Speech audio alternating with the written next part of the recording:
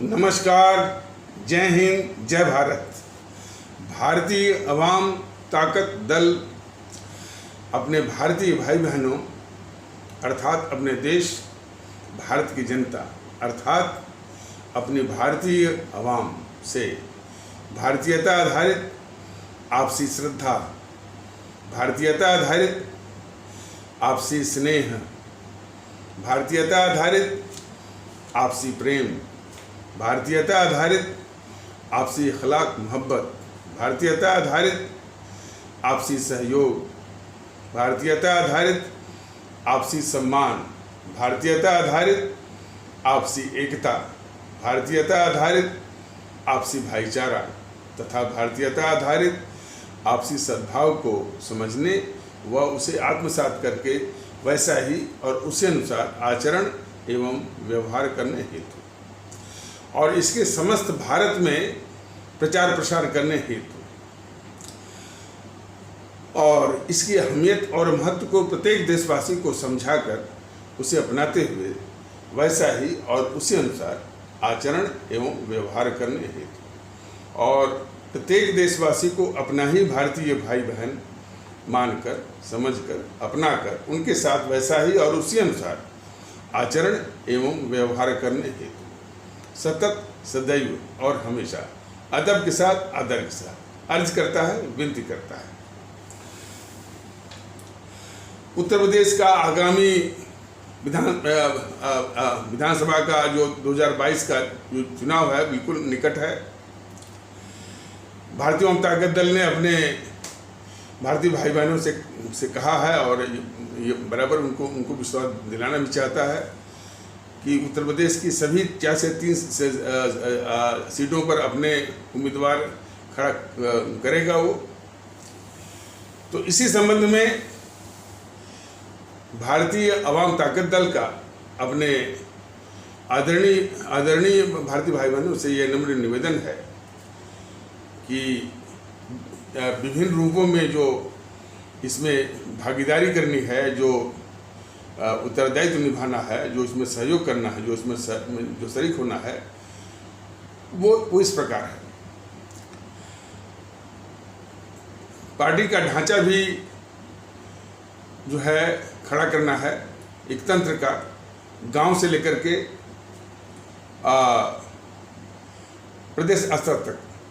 प्रदेश स्तर पर जो है प्रदेश अध्यक्ष हैं, 2-1 जो है वो उपाध्यक्ष भी हैं, राष्ट्रीय संगठन मंत्री भी हैं, लेकिन हर जिलों में अध्यक्ष और उपाध्यक्ष, हर तहसील में अध्यक्ष और उपाध्यक्ष, हर ब्लॉक में अध्यक्ष और उपाध्यक्ष और हर ग्राम सभा में एक अध्यक्ष और हर गांव में एक अध्यक्ष। प्रदेश स्तर पर समिति, जिला स्तर पर समिति और तहसील स्तर पर समिति, ब्लॉक स्तर पर समिति और ग्राम सभा और गांव स्तर पर समिति। इन समितियों में एक महामंत्री, एक संगठन मंत्री और जिला स्तर तक जो है एक वो कोषाध्यक्ष और कुछ सदस्य, कुछ सक्रिय सदस्य। इसी प्रकार की समितियों का निर्माण होना है। तो और इसके साथ साथ जो है वो उम्मीदवार भारतीय जनता दल की ओर से या भारतीय जनता दल के टिकट पर उम्मीदवार। तो और जो उम्मीदवार है उसकी ओर से भारतीय जनता दल की तरफ से टिकट का कोई पैसा नहीं है, क्योंकि उनको सदस्य बनना पड़ेगा भारतीय जनता दल का। बगैर सदस्य बने जो है पार्टी का झंडा, पार्टी का बैनर और फिर कार्यकर्ताओं के द्वारा उनके क्षेत्र में प्रचार करना और अपने पूरे साधन के साथ ये संभव नहीं होता है। तो इसलिए सदस्यता शुल्क उनको लगेगा। तो पार्टी के लिए जो सदस्यता शुल्क है, जो उम्मीदवार है, जो उम्मीदवार ये बनना चाहते हैं विधानसभा चुनाव के लिए, तो सदस्यता शुल्क है 11,000 रुपये मात्र। इसके बाद 1 पैसा न उस उम्मीदवार को पार्टी को देना है और न पार्टी उस उम्मीदवार को 1 पैसा देगी। पैसे का लेन देन बिल्कुल नहीं। बाकी परिश्रम है, कोशिश है, वो भी नेक इरादे से और नेक इरादे से, वो भी मजबूत इरादे के साथ। इस भारतीय जनता दल में पदाधिकारी, कार्यकर्ता या उम्मीदवार जो भी हों, कुछ अनिवार्य गुण जो हैं या आवश्यकता या अपेक्षा करता है भारतीय जनता दल अपने भारतीय भाई बहनों से कि जो लोग भी वो इसके मैंने भारतीय जनता दल के विभिन्न पदाधिकारी, मैंने वो जिला स्तर के या प्रदेश स्तर के या तहसील स्तर के, ब्लॉक स्तर के या ग्राम सभा और ग्राम स्तर के जो भी इच्छुक हों और इसमें अपनी जिम्मेदारी और भागीदारी वो निभाना चाहते हैं, वो सभी राष्ट्रीय संगठन मंत्री जिससे कि आप लोग बात करते रहते हैं, और राष्ट्रीय संगठन मंत्री जो है प्रदेश अध्यक्ष का भी नंबर दे देंगे। इन दोनों लोगों को अपना नंबर जो है आप लोग नोट करा दें। अब रही बात जो बात कही जा रही थी कि जो कम से कम जो अपेक्षा है भारतीय जनता दल को, मैंने वो जो मतलब कि यानी जो पदाधिकारी बनना चाहते हैं, कार्यकर्ता बनना चाहते हैं और उम्मीदवार बनना चाहते हैं इस रूप में, तो जो कम से कम अपेक्षा है भारतीय जनता दल को ऐसे सदस्यों से, वो ये कि उनकी जो पृष्ठभूमि है वो साफ सुथरी होनी चाहिए।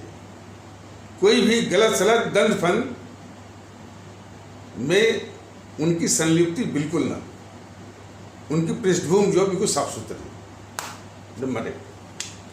दूसरा, उनमें एक क्षमता हो और ये जज्बा हो कि जाति धर्म की क्षुद्रताओं से ऊपर उठ करके अपने क्षेत्र में भारतीय समाज के हर एक तबके के साथ बराबरी के आधार पर सबको सम्मान देने की, सबको अपनापन दिखाने की और सबको समान इज्जत और सबके साथ प्रेम व्यवहार और इखलाक मोहब्बत करने की क्षमता हो और जज्बा हो।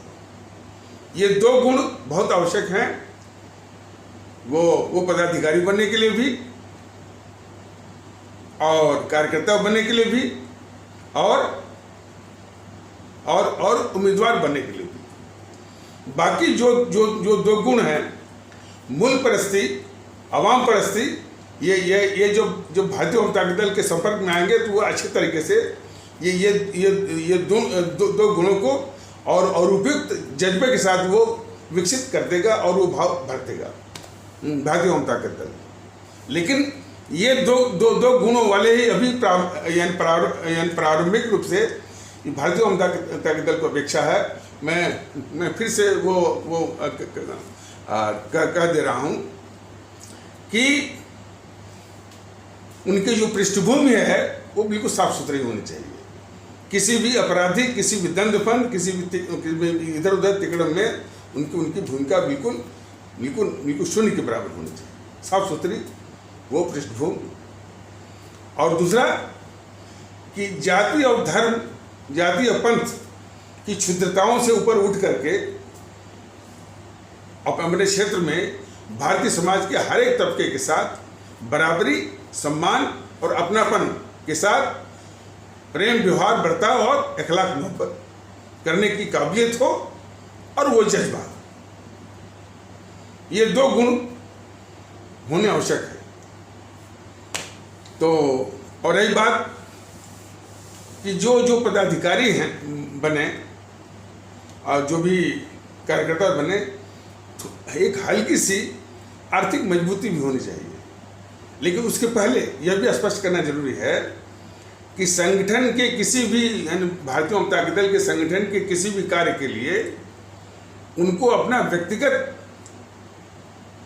उनको माने जो है वो व्यक्तिगत यानी क्षमता में खर्च नहीं करना है। संगठन के काम के लिए संगठन ही जो है धन देगा, संगठन का ही का पैसा खर्च होगा।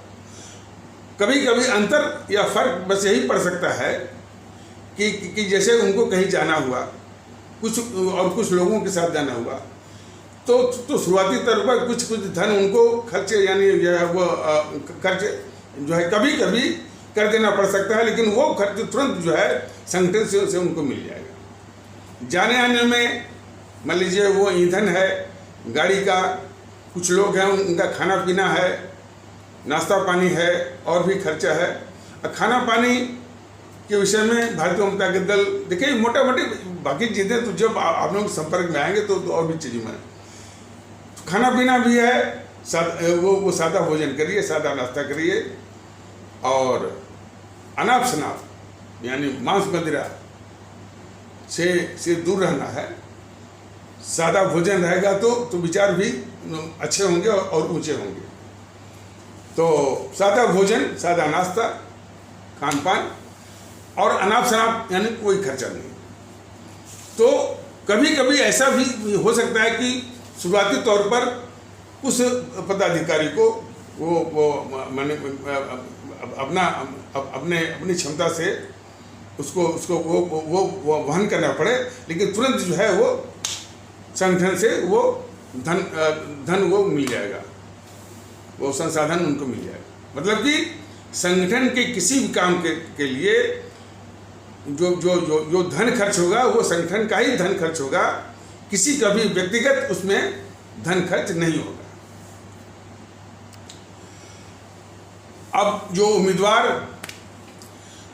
के विषय में और जो उम्मीदवार और चुनाव, ये तमाम अनुभव के आधार पर भारतीय जनता दल अपने भारतीय भाई बहनों को ये आश्वस्त करना चाहता है कि चुनाव जो है साफ सुथरे ढंग से कम खर्चे में चुनाव जो है जीते जा सकते हैं और जीते गए हैं, इतना ही विश्वास वो दिला सकता है।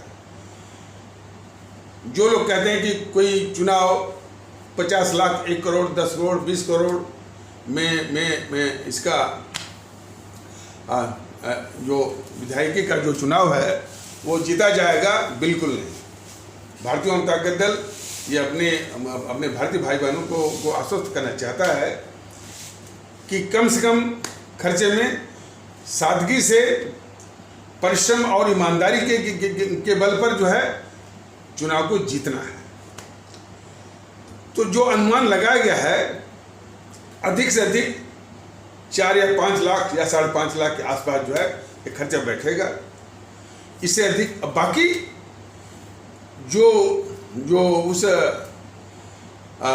माने जो उम्मीदवार है उसके जो साधन हैं, उसके जो समर्थक हैं, तो जो साइकिल वाले हैं, मोटरसाइकिल वाले हैं, पैदल वाले हैं और भी हैं, वो परिश्रम करके, प्रचार करके, समझा करके इस तरह से वो परिश्रम करना है। और साथ साथ भारतीय जनता दल के भी जो कार्यकर्ता रहेंगे, भारतीय जनता दल के भी जो पदाधिकारी रहेंगे, अपने संसाधनों के द्वारा, अपने गाड़ियों के द्वारा, अपने संसाधनों द्वारा वो भी प्रचार करेंगे और पूरी ताकत लगाएंगे उनको जिताने का।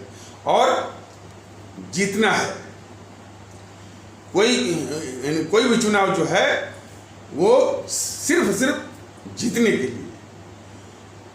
ये सब इन सब की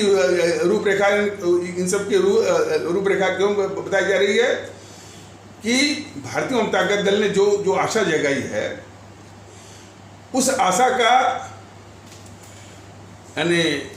का असली मूर्त रूप तो तभी होगा ना जबकि सत्ता का उपकरण हाथ में लेकर के उनको उसी अनुसार उनकी सेवा की जाए, उनको खिदमत की जाए और उनकी सारी समस्याओं से उनको निजात दिलाई जाए। तो सत्ता का उपकरण इसीलिए आवश्यक है और सत्ता के उपकरण लेने के लिए जो है वो ये चुनाव, और वो भी हर एक सीट पर जितना जरूरी है। ये तो खैर इसका एक लक्ष्य है, और दूसरा ये सारे काले अंग्रेज को नस्ल में नाबूद करना है, ये भी एक लक्ष्य है, बहुत बड़ा लक्ष्य है। ये अपने आज़ादी का यानी दूसरी आज़ादी का ये अभियान है। तो जो भी भारतीय भाई बहन भारतीय जनता दल के पदाधिकारी से या राष्ट्रीय संगठन मंत्री से बात करते हैं, तो जो भी कार्यकर्ता के रूप में पदाधिकारी के और पदाधिकारी के किसी भी स्तर के, माने ग्राम स्तर के, ग्राम सभा स्तर के या ब्लॉक स्तर के, तहसील स्तर के, जिला स्तर के या प्रदेश स्तर के, जिस भी क्षमता में वो भागीदारी करना चाहते हैं, जिम्मेदारी निभाना चाहते हैं, वो जो है अपना नाम जो भी, और मान लीजिए जो बात करते हैं, मान लीजिए उनके कोई परिचित हैं और उस क्षमता के हैं, उस जज्बे के हैं, तो वो परिचित का भी, रिश्तेदार का भी या उनकी जानकारी उनका भी नंबर वो जल्द से जल्द वो नोट करा दें, ताकि वो नंबर नोट रहेगा तो बहुत जल्दी ही उनसे वो संपर्क करके उनसे बात करके और फिर उनकी जो आवश्यकता है, तो आवश्यकता के अनुसार उनकी क्षमता को देख करके, उनके जज्बे को देख करके उसी अनुसार भारतीय जनता दल क्रमशः वो जिम्मेदारी वो सौंपेगा। पहले वो नियुक्ति नहीं करेगा, पहले वो नामांकित करेगा, जिम्मेदारी देगा, और उस जिम्मेदारी के निर्वहन में यदि वो खड़े उतरते हैं तो वो कुछ ही दिनों के बाद जो है 15-20 दिन या 1 महीने के बाद वो नियुक्ति भी कर देगा। ये मोटा मोटा यही है, नियुक्ति पहले नहीं करेगा, पहले वो नामांकित करेगा। भारतीय जनता दल के जो जितने भी पदाधिकारी कार्यकर्ता होंगे, रणनीति इसकी ये है कि जब चुनाव आ जाएगा, माने जिसमें चुनाव, मान लीजिए चुनाव होता है फरवरी मार्च में, उसमें तो फुल टाइम देना पड़ेगा, लेकिन उसके पहले आपको फुल टाइम देने की जरूरत नहीं है। आप जितने भी पदाधिकारी और कार्यकर्ता हैं, आप अपनी जीविका भी चलाइए और संगठन का भी काम करिए। ये दोनों चीज साथ साथ और समानांतर रूप में चलती रहेगी। बस जितने भी आपके काम के घंटे हैं, मतलब कि सोने के अलावा जो भी आपके काम के घंटे 10 घंटा, 12 घंटा, 13 घंटा जो भी है, उसमें से 2 घंटा कम से कम संगठन के लिए निकाल दीजिए और बाकी अपना काम जीविका का आप करते रहिए। डेली नित्य प्रति जो है, मैं जितने भी कार्यकर्ता हैं, जितने भी हैं, वो 2 घंटे सिर्फ संगठन के लिए निकालें और बाकी समय उनका है। वो 24 घंटा इसमें नहीं। वही कोई कार्यक्रम यदि होता है तो उस दिन उनकी शिरकत, उनकी भागीदारी की बात आ जाएगी, लेकिन बाकी सामान्य दिनों में नियमित रूप से जितने भी उनके काम के घंटे हैं, सिर्फ 2 ही घंटे जो है संगठन के लिए वो देना पड़ेगा। और फिर बताया गया कि कम से कम अपने फ़ोन फान और जो मोबाइल है वो नियत टाइम पर बिल्कुल वो फ्री रखिए और जो है उसको ठीक ठाक रखिए। नियत टाइम पर जो है आपस में संचार संवाद करिए, रिपोर्ट दीजिए, काम करिए। इसके सारे जो है वो तौर तरीके वो बताएगा। तो भारतीय जनता दल के साथ जो है, माने इस संगठन में वो जिम्मेदारी निभाने वाले अपने अपनी भागीदारी देने वाले और इसमें शिरकत इसमें शरीक होने वाले और कार्यकर्ता के रूप में या विभिन्न क्षमताओं के पदाधिकारी के रूप में आवश्यकता यही है कि आपकी जीविका भी चलती रहे, यानी आपकी जीविका पर भी कोई असर ना आए और संगठन का भी काम चलता रहे, दोनों साथ साथ। तो उसका तरीका यही निकाला गया है कि जो भी आपके काम के घंटे हैं सिर्फ 2 घंटे संगठन के लिए निकालिए, और वो भी नियत समय पर, और वो भी 2 घंटे किसके लिए, आपस में बात करने के लिए, और वो 2 घंटे फिक्स रहेंगे। और जो फिक्स रहेंगे तो अलग जो है वो पदाधिकारियों के लिए अलग टाइम फिक्स रहेगा वो। तो बाकी चीजें इसका जो विस्तार से किस तरह से कार्य करना है, किस तरह से आगे बढ़ाना है, बहुत तेजी से आगे बढ़ाना है, क्योंकि वो चुनाव जो है सर पे है। तो इस तरह के जितने भी जो है वो कार्यकर्ता के रूप में, पदाधिकारी के रूप में भारतीय जनता दल के जो है वो बनना चाहते हैं और उत्तरदायित्व निभाना चाहते हैं, उम्मीदवार बनना चाहते हैं, ये सभी लोग जो है राष्ट्रीय संगठन मंत्री जिससे आप लोग बात करते रहते हैं उनको नंबर नोट कराते हैं, ताकि जल्दी से इसमें तेजी से काम शुरू हो जाए। भारतीय जनता दल संसाधन भी उसको मोबिलाइज कर रहा है, वो जल्द ही आप लोगों के बीच में आएगा। हमारे भारतीय समाज के कुछ भारतीय भाई जो भारतीय अवाम ताकत दल के पदाधिकारी से बात करते करते कभी वो भावुक हो जाते हैं, वो अपने जज्बे को प्रकट करते हैं कि वो कुछ सहायता करना चाहते हैं, लेकिन उनकी हालत, आर्थिक हालत जो है वो माली हालत के कारण ऐसा नहीं कर सकते, और जिसका कि उनको काफ़ी दुख है। भारतीय जनता दल भारतीय भाई बहनों के इस जज्बे को सलाम करता है, नतमस्तक है और बहुत सम्मान करता है, और उनको इस तरह से दुखी होने की जरूरत नहीं है। आपका जज्बा, आपकी भावना भारतीय जनता दल के लिए बहुत बड़ी पूंजी है, आपकी है, बहुत बड़ी पूंजी है, भारतीय जनता दल के लिए बहुत बड़ी पूंजी है। हाँ, लेकिन बस यही निवेदन करता है, आर्थिक रूप से अभी आपको करने की आवश्यकता नहीं है, आर्थिक संसाधन के लिए अलग से एक प्रयास चल रहा है।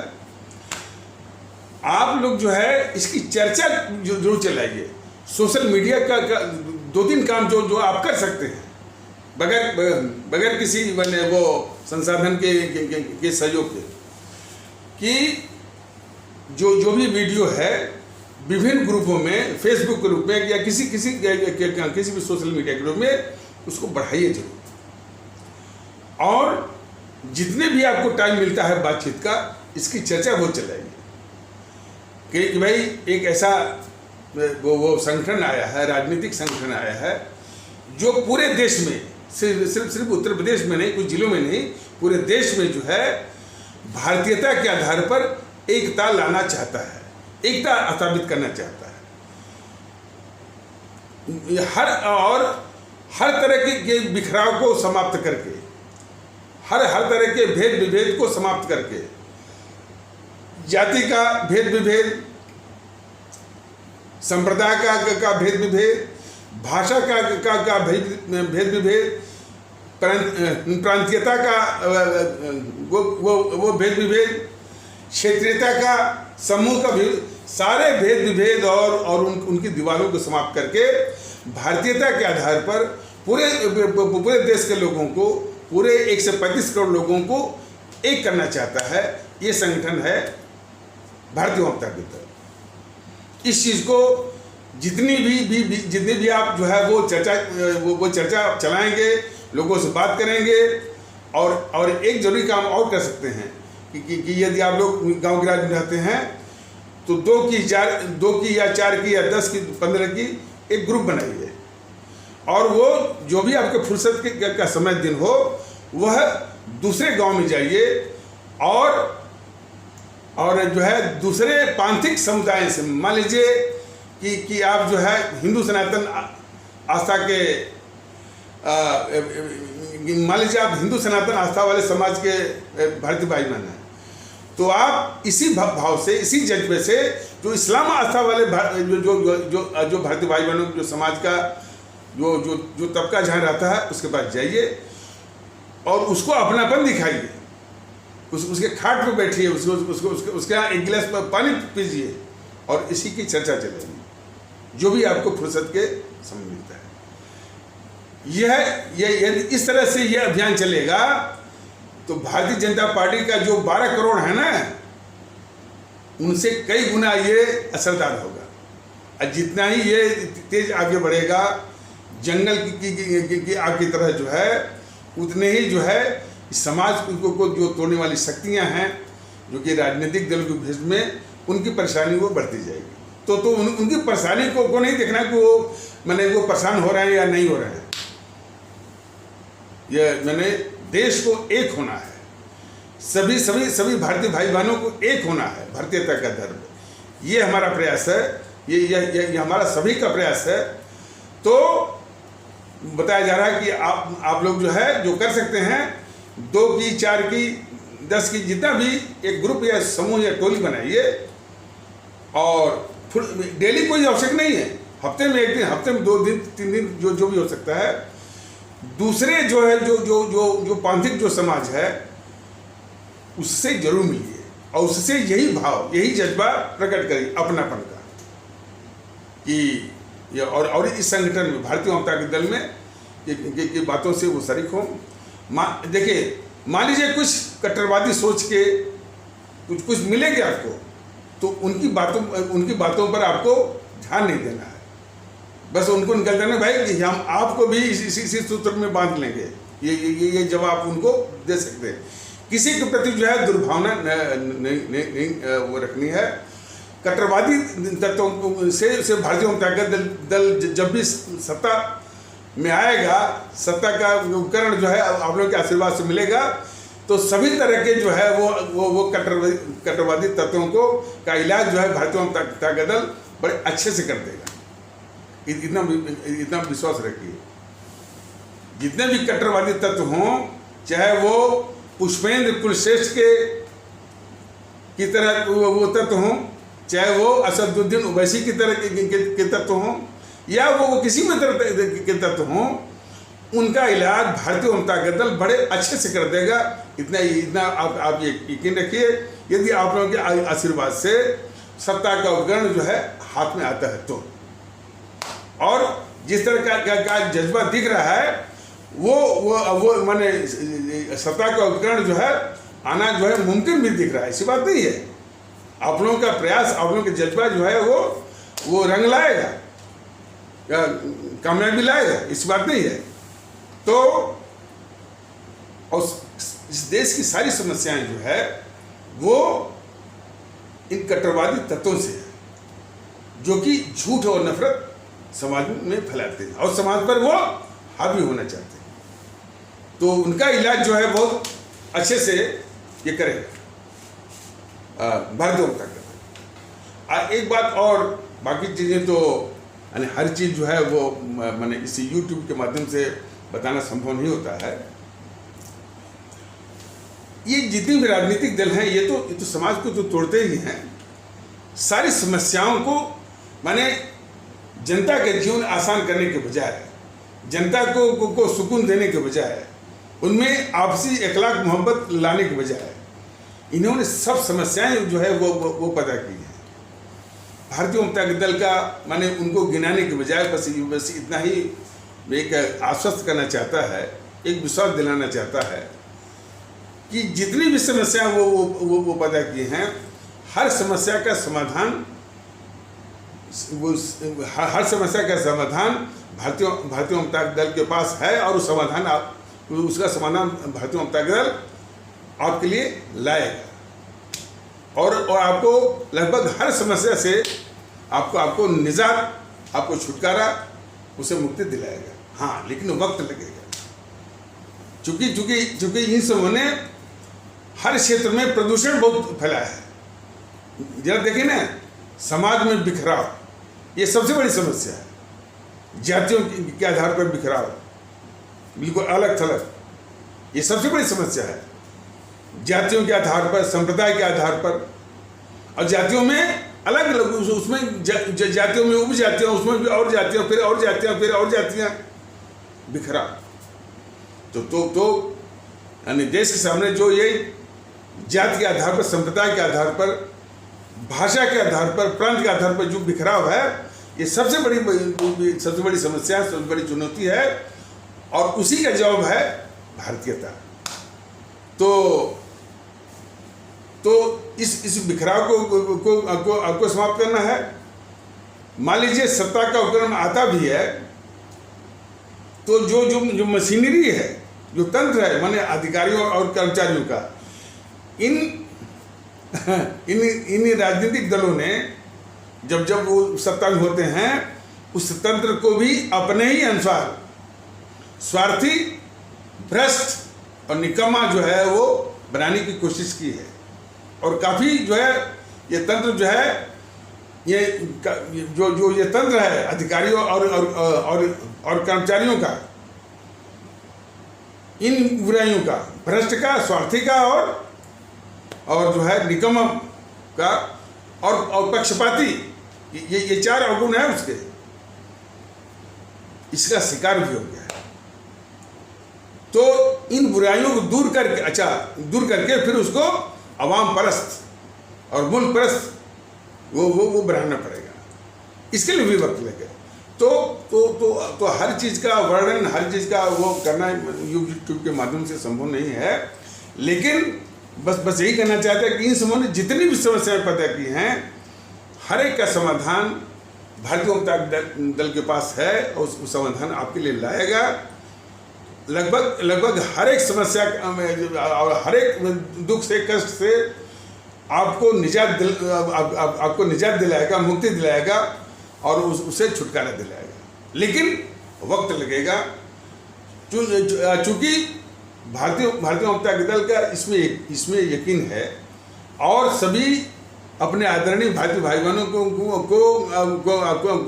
को यकीन भी दिलाना चाहता है कि जब समस्या इसी मिट्टी से पैदा हुई है, तो समाधान भी इसी मिट्टी में है। बशर्ते हमारी नीयत साफ हो और हमारा इरादा जो है नेक और मजबूत, और हम सभी परिश्रम और ईमानदारी पर यकीन करते हो, भरोसा करते हो। यही सब जो है हमारे सभी भारतीय भाई बहनों की पूंजी होनी चाहिए। ईमानदारी, परिश्रम और आपसी अखलाक, मोहब्बत और भारतीयता, यही पूंजी होनी चाहिए।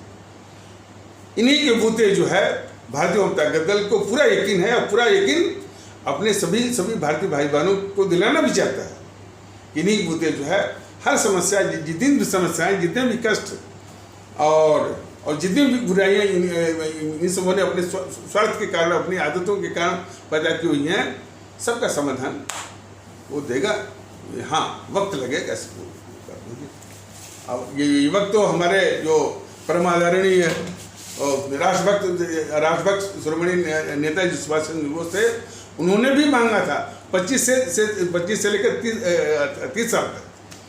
तो भारतीयता के माहौल को लाने के लिए भी टाइम लगेगा, ऐसी बात नहीं है। और खुशी की बात है कि जनता इसमें स्वतः मैंने खुद ब खुद अपनी ओर से वो शरीक हो रही है। और बाकी जो तबके अभी छूट गए हैं, जो नहीं आए हैं, उनको भी आना चाहिए, और वो भी आएंगे। वो थोड़ा सा वो थोड़ा सा इस मानसिकता के होते हैं कि भारतीय जनता दल का कितना विस्तार है, कि और कितना प्रभाव है, और कितना पावरफुल हो गया है, तब वो आते हैं। तो ये उनकी मानसिकता है, कोई बात नहीं है। तो लेकिन ये भारतीयता का माहौल और जो मशीनरी है, हमारी तंत्र है, माने डिलीवरी सिस्टम, वो जो है जनोन्मुखी यानी पब्लिक ओरिएंटेड और माने अवाम परस्त हो, मुल्क परस्त हो। तो इसको भी इस रूप में ढालने में भी वक्त लगेगा, इसलिए कि इन सबों ने जो राजनीतिक दल हैं, जो कि यानी समाज और इस देश को तोड़ने वाली जो शक्तियां हैं, वो सत्ता में रहते हुए इस तंत्र को भी अपने ही आदत के अनुसार स्वार्थी, भ्रष्ट, तिकड़मी और निकम्मा और पक्षपाती वो बनाया हुआ है और बनाने की कोशिश की है। और इन रोगों का काफ़ी हद तक ये हमारा जो मशीनरी है, सरकारी मशीनरी जो है, उसका शिकार भी हो गई है। तो कोई बात नहीं है। तो भारतीय जनता दल, मैंने इनको सारांश में थोड़े में इन्हें नट सेल ये आश्वस्त करना चाहता है कि सरकारी मशीनरी ही नहीं, जो जुडिशियरी है वो भी उतना ही भ्रष्ट है और उतना ही निकम्मा है। उसको भी उतना ही गुणात्मक सुधार के लिए भारतीय जनता दल प्रतिबद्ध है। ये हर एक की जो है योजना है, हर एक का प्लान ऑफ एक्शन है, हर एक के लिए जो है स्पष्ट एक ब्लूप्रिंट भी है। बस अभी शुरुआती तौर पर इतना ही जो है भारतीय जनता दल अपने सभी आदरणीय भारतीय भाई बहनों से वो निवेदन को आश्वस्त करना चाहता है और तद अनुसार जो है वो निवेदन भी कर रहा है। तो ये न्यायपालिका भी उसी तरह से निकम्मा और भ्रष्ट है। तो उसमें भी गुणात्मक जो है उसमें भी गुणात्मक सुधार की आवश्यकता है और वो भी आवश्यक सुधार उसमें भारतीय सुधार जो है भारतीय जनता दल उसमें करेगा। और यही नहीं, और भी सुधार ये मीडिया इन्हीं राजनीतिक दलों की जो पैरवी करता है, जो समाज को तोड़ती हैं, इनको भी जो है वो सुधारने की आवश्यकता है। ये या तो ये सुधरेंगे या तो ये समाप्त हो जाएंगे। ये मीडिया, प्रिंट मीडिया, जितने भी पत्रकार हैं, ये और वो भी देश के खिलाफ, मुल्क के खिलाफ, सिर्फ एक पार्टी को, एक या दो पार्टी के पक्ष में, जीएनपीसी, गांधी नेहरू परिवार चंदा चौकड़ी कागज के पक्ष में हमेशा जो ये माहौल बनाते हैं। इन समूह का अभिशाप तो बहुत कष्टदायी है। ये बताया गया कि देश की सभी समस्याओं की जड़ में ये दो गद्दार हैं, जवाहरलाल नेहरू और गद्दार जो है मोहनदास करमचंद गांधी। हर समस्या आप देख लीजिए, लेकिन उन्हीं के पाप को ढक करके एक महात्मा गांधी वो बना हुआ है। और महात्मा गांधी नहीं, राष्ट्रपिता, सत्य के पुजारी, अहिंसा के पुजारी बना हुआ। और जो है ये दूसरा गद्दार को बोलते हैं ये आधुनिक भारत का वो निर्माता। बताइए, जिसको गद्दार के रूप में वो हमारी जनता जाने, हमारे बच्चे जाने, और किसी भी दफ्तर में, किसी भी स्कूल में इन्हीं दो गद्दारों की फोटो दिखती है, इन्हीं दो गद्दारों की। जबकि चाहिए कि उन विद्यालयों में सुभाष चंद्र बोस की फोटो हो, चंद्रशेखर आजाद की फोटो हो, अशफाक उल्लाह की फोटो हो, बाबा साहब अम्बेडकर की फोटो हो, खुदीराम बोस की फोटो हो, सुब्रमण्यम भारती की फोटो हो, रानी लक्ष्मीबाई की फोटो हो, रानी गडेलू की फोटो हो,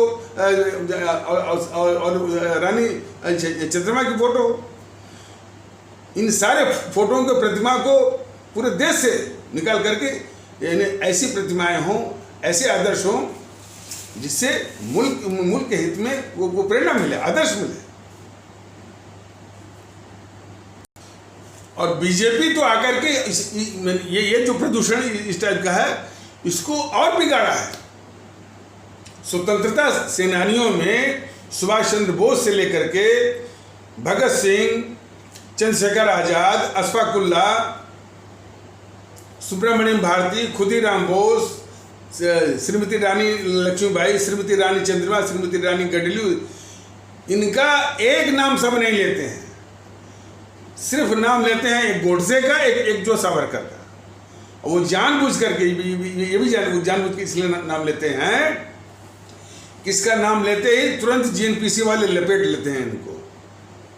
गोडसे कहते हैं कि ये गांधी का हत्यारा है, सावरकर कहते हैं कि ये जो है वो अंग्रेजी सरकार का चमचा है। ये कहते ही जो है वो अपने सारे गद्दारी के पापों को उठा करके वो बीजेपी से तुरंत जो है वो ऊंचा उठ जाते हैं। तो इन देश के गद्दारों जैसे जीएनपीसी को ऊंचा उठाने के लिए ही ये जानबूझकर के बीजेपी वाले स्वतंत्रता सेनानियों के नाम पर सिर्फ दो ही का नाम लेंगे, गोडसे और सावरकर।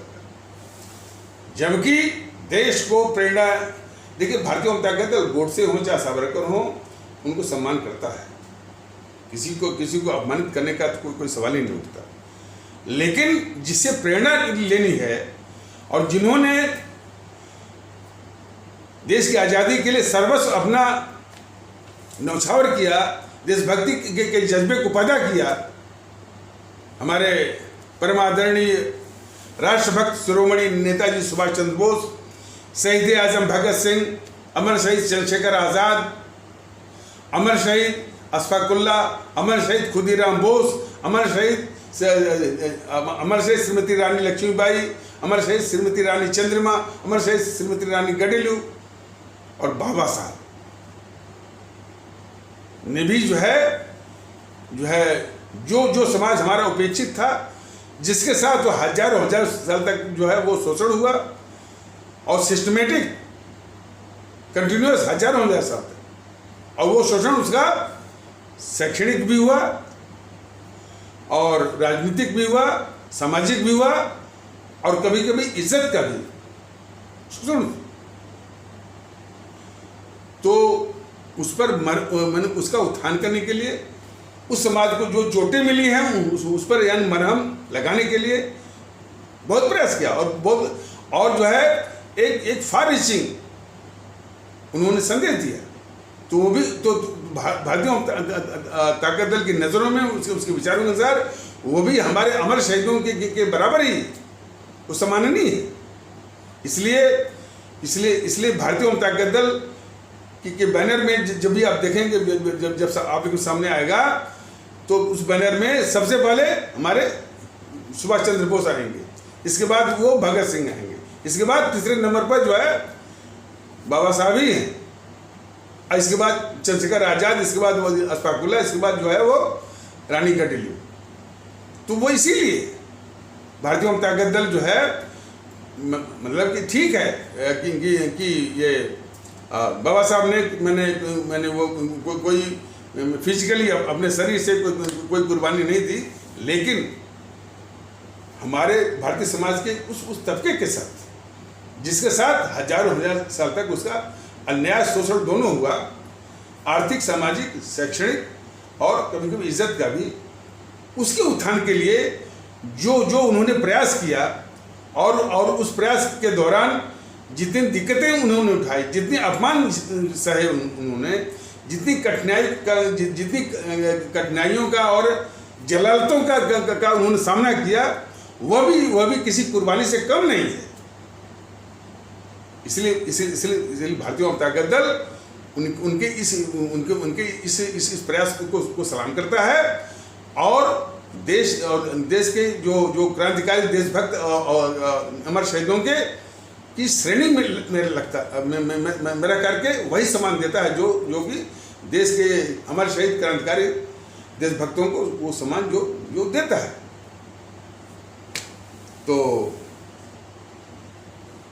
तो ये अपने जो है वो प्रेरणा के स्रोत हैं और देश में इन्हीं जो है यही इस मुल्क के आइकन हैं, यही आदर्श हैं। लेकिन ये जेएनपीसी वाले और बीजेपी वाले नेहरू गांधी जो इस देश के सबसे बड़े गद्दार हैं, उन्हीं को ये हर जगह जो है जो कि हर गली में, हर कूच में, हर हवाई अड्डों पर, हर वो शिक्षण संस्थानों में, बड़े बड़े संस्थानों में बस गांधी का नेहरू का, इसके बाद इंदिरा और राजीव का नाम, गद्दारों का नाम। ये सबसे बड़ा कलंक है।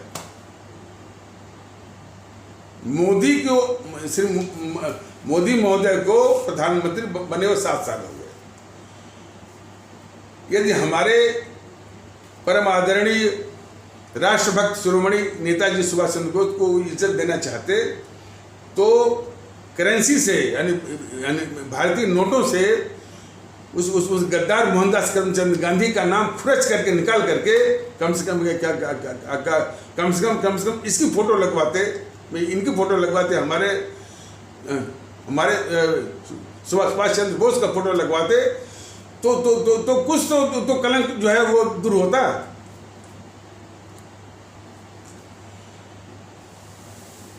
भारतीय नोटों पर उसी गद्दार मोहनदास करमचंद गांधी की फोटो। मोदी महोदय को 7 साल बीत गए और जो है वो राष्ट्रवाद चलाते हैं। राष्ट्रवाद की थोड़ी भी गैरत हो मोदी जी तो इस गद्दार मोहनदास करमचंद गांधी की फोटो हटा करके हमारे परम आदरणीय राष्ट्रभक्त शिरोमणि नेताजी सुभाष चंद्र बोस की फोटो भारतीय नोटों पर, भारतीय करेंसी पर आप लगवाइए। और न लगाना आपका वही पाप है जो जेएनपीसी जो पाप जो है अपने देशवासियों के ऊपर थोपी हुई है। उस गद्दार मोहनदास करमचंद गांधी को अपने देश के ऊपर और अपने जो परम आदरणीय राष्ट्रभक्त शिरोमणि नेताजी जी सुभाष चंद्र बोस को राष्ट्र महानायक के रूप में प्रतिष्ठापित करिए मोदी जी।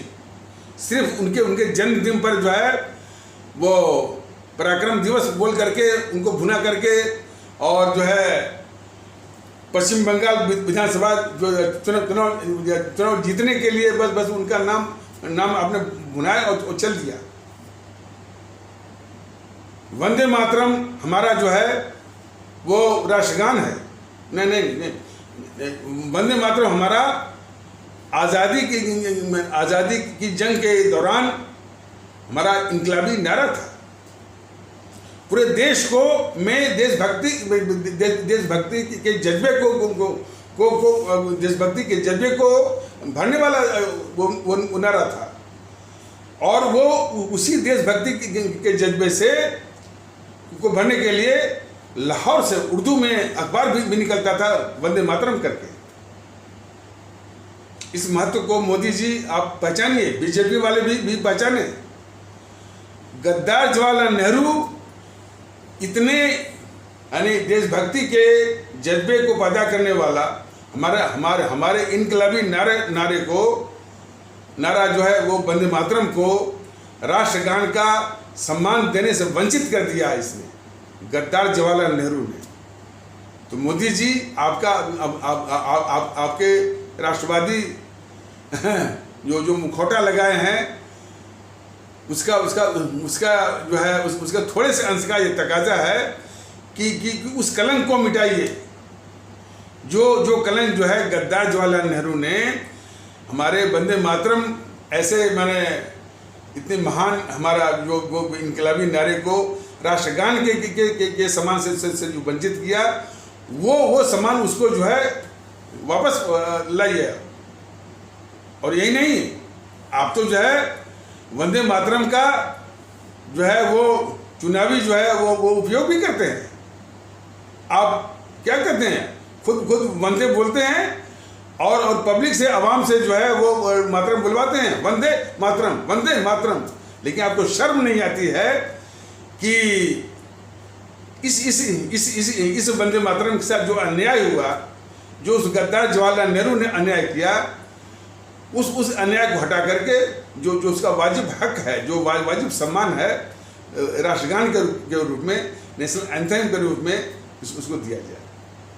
तो बहुत ज़्यादा बेशर्मी है और धोखा है जो है वो देश के खिलाफ।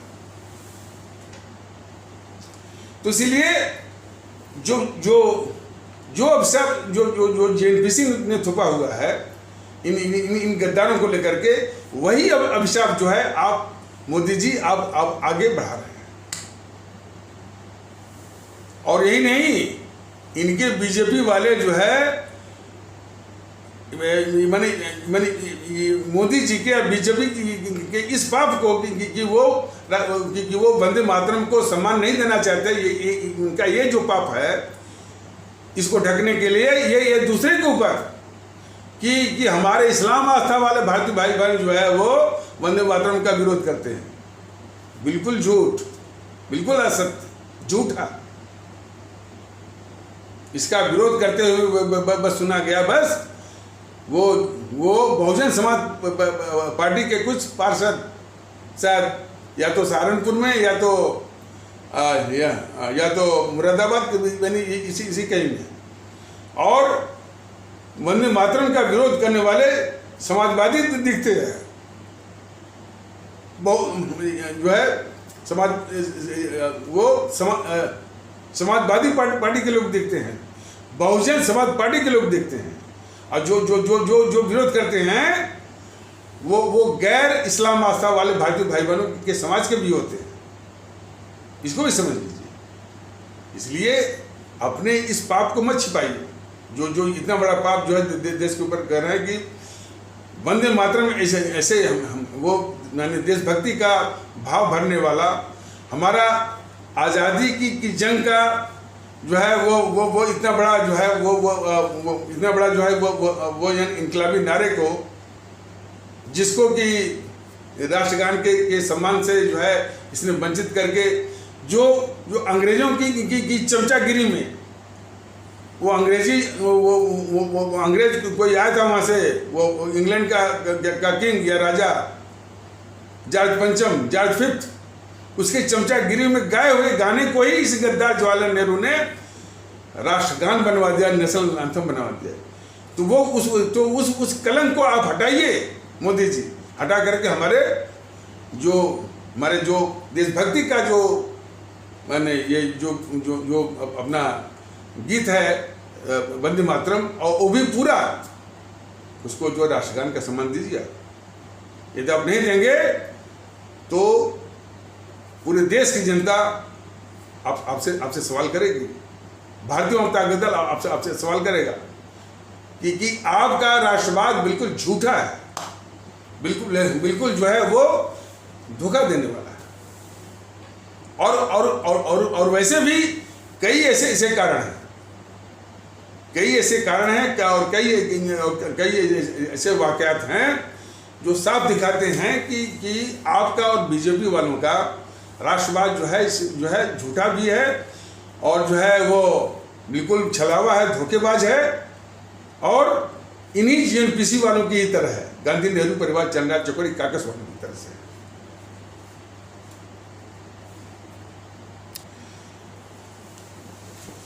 देखिए, भारतीय एकता की जो रीढ़ की हड्डी है वह जो है हिंदू सनातन आस्था वाले भारतीय भाई बहनों और इस्लाम आस्था वाले भारतीय भाई बहनों के बीच में जो एकता है, माने जिसको आप लोग कहते थे हिंदू मुस्लिम एकता है, उसी को भारतीय जनता दल कह रहा है कि हिंदू सनातन आस्था वाले भारतीय भाई बहनों तथा इस्लाम आस्था वाले भारतीय भाई बहनों के बीच की जो एकता है या हिंदू मुस्लिम एकता, भारतीय एकता की रीढ़ की हड्डी है।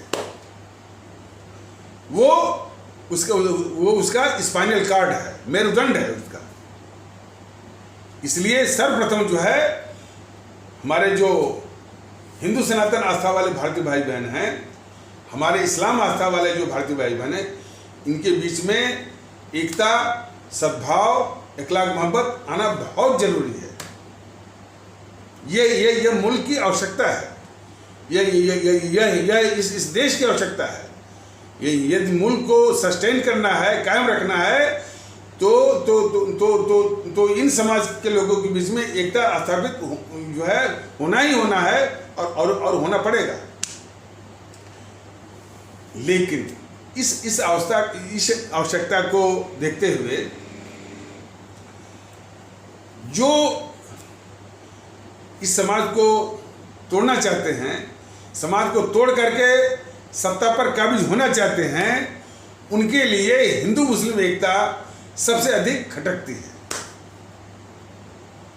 और इन्हीं को नहीं, जो अंग्रेज शासन करते थे वो अंग्रेजों के लिए भी हिंदू मुस्लिम एकता बिल्कुल जो है उनके शासन को कायम रखने में सबसे बड़ी बाधा थी। आगे आने वाले एपिसोड में यह स्पष्ट किया जाएगा कि तमाम तथ्य, तमाम ऐतिहासिक वाकया ये बिल्कुल बयान करते हैं कि 1857 तक जब वो क्रांति हुई थी हमारी पहली, वो स्वतंत्रता वो संग्राम की, हिंदू मुस्लिम एकता भारतीय समाज में बिल्कुल वो पराकाष्ठा पर थी। और उसी का परिलक्षण, उसी का जो है वो परिणत जो है 1857 वाली क्रांति में देखी गई थी। हमारे हिंदू सनातन आस्था वाले भारतीय भाई बहन और हमारे इस्लाम आस्था वाले भारतीय भाई बहन के बीच में देखी गई थी। और इसी से वो अंग्रेज जो है वो चौकन्ना हो गए थे। और फिर उन्होंने वही अंग्रेज या अंग्रेजी हुकूमत हिंदू मुस्लिम एकता को तोड़ने के लिए बिल्कुल सुनियोजित ढंग से इसके पीछे लग गए। और उन्होंने भारत में ही ऐसी संस्थाओं का निर्माण करवाया जो कि हिंदू मुस्लिम एकता को बराबर तोड़ने का षड्यंत्र करते रहे। और उनमें जो पहली संस्था इन अंग्रेजों ने स्थापित करवाई वो थी कांग्रेस 1885 में। तो कांग्रेस जो है हिंदू मुस्लिम एकता को तोड़ने के लिए, और वो बड़ी सफाई से तोड़ने वाली पहली जो है संस्था, हिंदू मुस्लिम को तोड़ने वाली जो है पहली संस्था कौन है? ये कांग्रेस। फिर उसके बाद 1906 में, यानी हिंदू मुस्लिम एकता को तोड़ने के लिए, हिंदू मुस्लिम एकता को तोड़ने के लिए 1906 में इन्हीं अंग्रेजों ने मुस्लिम लीग बनवाया। फिर इन्हीं अंग्रेजों ने हिंदू मुस्लिम एकता को तोड़ने के लिए जो है विश्व हिंदू परिषद बनवाया 1921 में। और इन्हीं अंग्रेजों ने हिंदू मुस्लिम एकता को तोड़ने के लिए फिर 1925 में आरएसएस बनवाया। ये सारे तंजीमें, कांग्रेस, मुस्लिम लीग, विश्व हिंदू परिषद और जो ये आपके आरएसएस, ये हिंदू मुस्लिम एकता को तोड़ करके भारतीय एकता को तोड़ने के बराबर ये साजिश कर रहे हैं। भले वो मुखौटा कोई राष्ट्रवाद का मुखौटा पहना हुआ है, तो कोई जो है वो हम सांस्कृतिक संगठन हैं, हम देशभक्ति के संगठन हैं, कोई कह रहा है कि हम जो है वो मुसलमानों के हित की बात करते हैं। सब झूठा, सब फरेब। इनको अच्छी तरह से बचाने और इनके कारनामों को, इनके मंसूबों को अच्छी तरह से वो समझने की जरूरत है। और इसीलिए भगत सिंह ने तो पहले ही पहचान लिया था। इसलिए इन ताकतों को नष्ट में नाबूद करना है, बगैर किसी सोच विचार के सिर्फ नष्ट में नाबूद करना है, वो भी ईवीएम मशीन पर। इसके अलावा और कोई रास्ता नहीं, इसके अलावा कोई विकल्प नहीं। सभी लोग जो है, हम सभी भारतीय भाई बहन भारतीयता के आधार पर एक होकर के इन सारी जो है यानी समाज को विखंडित करने वाली ताकतें, वो भारतीय जनता पार्टी, कांग्रेस या जीएनपीसी गांधी नेहरू परिवार चंदा चौकड़ी कागज या समाजवादी पार्टी या बहुजन समाज पार्टी और इस प्रकार जो है TMC, Akali, RJD, JDU, JDS, Shiv Sena, NCP, TDP, DMK, इनको नस्ते नाबूद करना। अभी फिलहाल जो चुनाव आ रहा है उत्तर प्रदेश में, इन 4 को तो नस्ते नाबूद करना है। जो छुटभैया करके गए हैं, जो जातियों में उपजातियाँ, उपजातियों में फिर उपजातियाँ, जैसे प्रकाश राज भट्ट, वो सिर्फ सत्ता के लिए, वो पता नहीं क्या भागीदारी के नाम पर वो 5 मुख्यमंत्री और 20 उप मुख्यमंत्री, ये उसकी वो हवस देखिए। ऐसे सत्ता के हवस पालने वालों को, उनको भी नस्ल में नाबूद करना है ईवीएम मशीन पर। तो इन्हीं आवश्यक शब्दों के साथ इस आवश्यक पर चर्चा को यहीं पर विराम दिया जाता है। तब तक के लिए नमस्कार, जय हिंद, जय भारत।